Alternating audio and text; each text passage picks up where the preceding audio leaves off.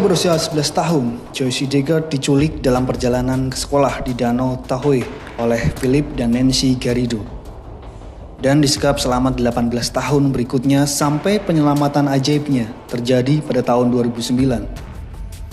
Pada 10 Juni 1991, Joyce Dugard yang berusia 11 tahun saat itu diculik di luar rumahnya di Salt Lake Tahoe, California. Meskipun ada beberapa saksi termasuk ayah Terry Dugard sendiri, pihak berwenang tidak memiliki petunjuk siapa yang menculiknya. Bantuan dari FBI membuat mereka semakin dekat untuk menemukan Dugard. Dan selama hampir 2 dekade, pencarian yang sepertinya tidak akan pernah berakhir. Kemudian pada tanggal 24 Agustus 2009, lebih dari 18 tahun kemudian, seorang pria bernama Philip Garrido mengunjungi kampus University of California, Berkeley bersama kedua putrinya untuk menanyakan tentang penyelenggaraan acara keagamaan di sekolah tersebut. Sayangnya, untuk Garrido, ketika UCPD melakukan pemeriksaan latar belakang padanya, mereka menemukan bahwa dia memiliki kasus pelecehan seksual yang terdaftar dengan pembebasan bersyarat untuk penculikan dan pemerkosaan. Terlebih lagi, petugas pembebasan bersyarat Garrido tidak menyadari bahwa dia memiliki anak. 2 hari kemudian, Philip Garrido muncul untuk pertemuan pembebasan bersyarat, membawa serta istrinya Nancy, 2 gadis muda dan seorang wanita muda ketiga. Dan akhirnya Garrido mengakhiri sandiwara dan mengakui segalanya. 2 gadis bungsu adalah anak-anaknya, tetapi bukan dari istrinya Nancy. Sebaliknya, mereka adalah putri dari gadis tertua yang bernama Alisa dan yang telah diculik Garrido 18 tahun sebelumnya dan diperkosa berkali-kali. Dan nama aslinya adalah Joyce Dugard. Setelah 18 tahun disekap, Dugard akhirnya bebas dan dia akan menceritakan kisah selama waktunya di penjara oleh Garrido. Dalam memoir A Stolen Life, inilah kisah nyata tentang penculikan Joyce Dugard. Sebelum penculikannya, Joyce Lee Dugard adalah seorang gadis kecil yang ceria. Dia lahir pada tanggal 3 Mei 1980 dan tinggal bersama ibunya Terry dan ayah tirinya, yaitu Carol Probyn. Carl dan Terry Probyn memiliki seorang putri lagi yaitu Shaina pada tahun 1990. Setahun setelah kelahiran adik perempuannya, kehidupan Joyce Dugard akan berubah ketika dia dibawa oleh Philip dan Nancy Garrido hanya beberapa meter dari rumahnya. Philip Garrido yang saat itu memiliki riwayat kekerasan seksual. Menurut kantor kejaksaan wilayah El Dorado, dia sudah dihukum karena beberapa kejahatan pada saat dia menculik Joyce Dugard. Pada tahun 1972, Garrido membius dan memperkosa seorang gadis berusia 14 tahun di Contra Costa County. 4 tahun kemudian, pada bulan Juni di Salt Lake Tahoe, dia membujuk seorang anak berusia 19 tahun untuk masuk ke dalam mobilnya, lalu memborgol dan memperkosanya. Pada November 1976, dia mencoba melakukan hal yang sama kepada seorang wanita berusia 25 tahun, tetapi dia berhasil melarikan diri dan memberitahu tetangganya. Hanya 1 jam kemudian, Garrido merayu korban lain ke dalam mobilnya dan membawanya ke gudang penyimpanan di Reno, tempat dia melakukan pelecehan seksual terhadapnya. Kejahatan ini saja membuatnya mendapatkan hukuman penjara 50 tahun. Namun, Garrido hanya menjalani 11 tahun hukumannya. Dewan Pembebasan Bersyarat menganggap bahwa dia dapat disertifikasi tidak berkontribusi terhadap ancaman terhadap kesehatan, keselamatan, dan moral masyarakat. Namun berbulan-bulan setelah dibebaskan, dia mengunjungi kembali salah satu korbannya yang bekerja di Salt Lake Tahoe. Korban sebenarnya melaporkan ini kepada agen pembebasan bersyarat Garrido, dan agen tersebut pada dasarnya menepis insiden tersebut, mencatat dalam filenya bahwa korban hanya merasa khawatir dan takut, tidak ada tanda-tanda bahaya dari kejadian tersebut. Dengan sedikitnya perhatian terhadap tindakannya, Philip Garrido mulai berani memburu korban berikutnya, dan itu terjadi pada 10 Juni 1991.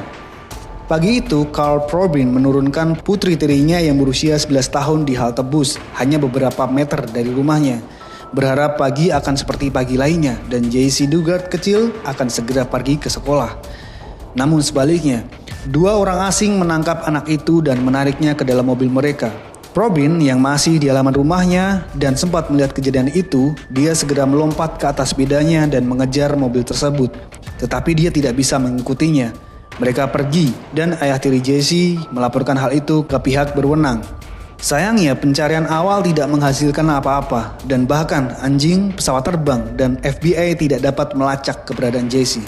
Kedua orang tua Joyce berpisah beberapa tahun setelah dia menghilang. Dengan Probyn menjelaskan bahwa tekanan penculikan itulah yang menyebabkan pernikahan mereka berantakan. Bahkan bertahun-tahun setelah Jesse ditemukan, Probyn berjuang untuk menerima apa yang terjadi hari itu.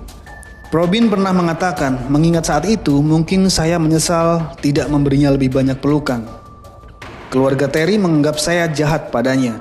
Saya pikir mereka mengira saya adalah alasan Jesse tidak kabur saat diculik.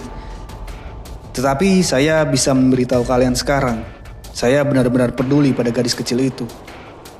Ketika pihak berwenang melanjutkan pencarian tanpa hasil mereka, Jesse Dugard dipaksa menjalani kehidupan barunya 170 mil jauhnya di Antioquia, California, di sebuah gubuk di halaman belakang rumah Philip dan Nancy Garrido. Di sana mereka mulai menyebut Dugard sebagai Alisa, dan Philip Garrido melakukan serangkaian pemerkosaan yang terus berlanjut yang mengakibatkan 2 kehamilan. Yang pertama saat Dugard berusia 14 tahun dan yang kedua saat dia berusia 17 tahun. Dalam kedua kasus tersebut, dia melahirkan seorang putri dan Garrido melahirkan anak-anak tersebut tanpa bantuan medis apapun. Segera putri Jesse Dugard tinggal bersamanya di penjara halaman belakang rumahnya. Jesse Dugard menyimpan jurnal selama 18 tahun, tersembunyi di halaman belakang Garrido. Dia menulis tentang ketakutan, kesepian, depresi, dan perasaan tidak dicintai. Awalnya dia menulis tentang keluarganya dan bertanya-tanya apakah mereka mencarinya. Namun pada waktunya, keterasingan dan depresinya membuatnya mendambakan segala jenis interaksi manusia, bahkan jika itu berasal dari Garrido. Ketika Dugard akhirnya ditemukan, masih hidup setelah 18 tahun pencariannya, dia mengalami masa penyesuaian yang sangat lama, tidak terbiasa dengan bagaimana rasanya dicintai atau diperlakukan sebagai manusia. Ketika dia menerbitkan memoarnya yang berjudul A Stolen Life pada Juli 2011, dia juga sangat kritis terhadap agen pembebasan bersyarat yang selama hampir 2 dekade tidak pernah curiga akan gerak-gerik Garrido. Yang membuat Jesse Dugard heran adalah bahwa tempat penyekapannya tidak benar-benar rahasia, namun mereka tidak dapat menemukannya atau minimal mencurigainya. Meskipun pada Agustus 2009, 2 petugas polisi UC Berkeley yang mencurigai Philip Garrido akhirnya membantu memecahkan misteri hilangnya Jesse Dugard. Tapi pertanyaan terbesarnya tetap tidak terjawab. Bagaimana petugas pembebasan bersyarat Garrido gagal menemukan Dugard di halaman belakang? Tentu saja, kegagalan sistem penegakan hukum untuk menemukan gadis yang hilang itu menimbulkan banyak kritik. Secara khusus, petugas pembebasan bersyarat Garrido yaitu Edward Santos Jr. dikecam oleh media. Pada November 2002, Santos akhirnya buka suara atas kasus tersebut setelah 13 tahun. Dia sempat mencari di seluruh rumah dan tidak pernah menemukan hal yang mencurigakan. Dia melihat ke halaman belakang dan itu adalah halaman belakang yang normal. Tidak terlihat mencurigakan, banyak puing dan banyak peralatan tertinggal di halaman. Semak dan rumput yang ditumbuhi dan tidak ada yang aneh. Baru setelah insiden di UC Berkeley, Santos bahkan menyadari bahwa Garrido membawa 2 gadis kecil bersamanya. Tapi dia menyatakan bahwa dia memainkan peran penting dalam menemukan Jesse Dugard. Santos mengatakan bahwa setelah mendengar tentang kunjungan Garrido ke UC Berkeley yang mencurigakan, dia mengunjungi rumah Garrido dan bertanya tentang 2 gadis kecil yang terlihat bersamanya. Garrido memberitahunya bahwa ayah mereka telah menjemput mereka pulang. Dan Santos menginstruksi Garrido untuk segera datang ke kantor pembebasan bersyarat keesokan harinya bersama orang tua gadis itu untuk diinterogasi lebih lanjut. Kemudian Garrido muncul bersama istrinya, gadis-gadis itu dan Jesse Dugard. Dan tidak lama kemudian dia mengakui segalanya. Garrido menganggukkan kepalanya 3 kali dan berkata, "Dulu sekali saya menculiknya dan memperkosanya ketika dia masih kecil." Berbicara secara tidak langsung kepada Dugard, Santos mengatakan dia berharap dia dapat menemukan Jesse pada hari pertama dia masuk ke rumah itu.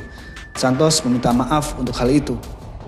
Jesse Dugard dibesarkan di Penangkaran, menanggung 18 tahun pelecehan dan pengabaian di tangan para penculiknya, yaitu Philip dan Nancy Garrido. Hebatnya, Dugard telah berhasil mengubah hidupnya saat ini.